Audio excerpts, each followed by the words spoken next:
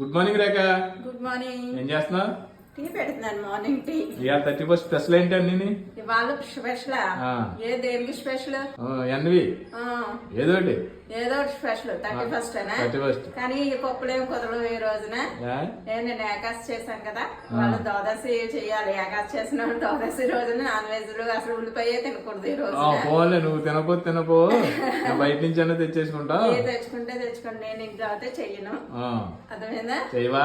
కరాఖండిగా చెప్పేసావా? కరాఖండిగా చెప్పేసి బల్ల గుద్దినట్టు చెప్పేసావా? బల్ల గుద్దినట్టు చెప్పేసాను. దీంట్లో ఏ డౌట్ లేదు. ఇలాంటివి చేసినప్పుడు నేను ఎలాంటి పొరపాట్లు అయితే చేయను. ఇంకా అసలు ఇవాళ అయితే నేను ఇంట్లో ఉల్లిపాయ ముట్టుకోను, వెల్లుల్లిపాయ ముట్టుకోను. అసలు నేను తెలిసిందే కదా మీకు ఆ విషయం. హై ఫ్రెండ్స్, అందరికి గుడ్ మార్నింగ్. అందరూ ఎలా ఉన్నారు? బాగున్నారు? మేమైతే చాలా బాగున్నాయండి. ఆ స్వామి దయ వల్ల అందరూ బాగున్నారు మనస్ఫూర్తిగా కోరుకుంటున్నాను. అలాగే వాళ్ళు 31st కదండి, పిల్లలందరూ చాలా జాగ్రత్తగా ఉండండి.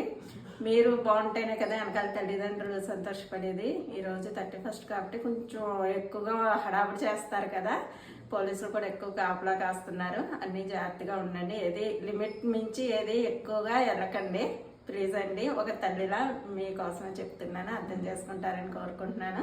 ఇవాళ అయితే ద్వాదశి కదా, ఇంకా మా ఇంట్లో నాన్ వెజ్ అయితే ఏమీ ఉండదు. అందరూ బాగుండాలి, అందరూ మేము ఉండాలని మనస్ఫూర్తిగా కోరుకుంటున్నాను.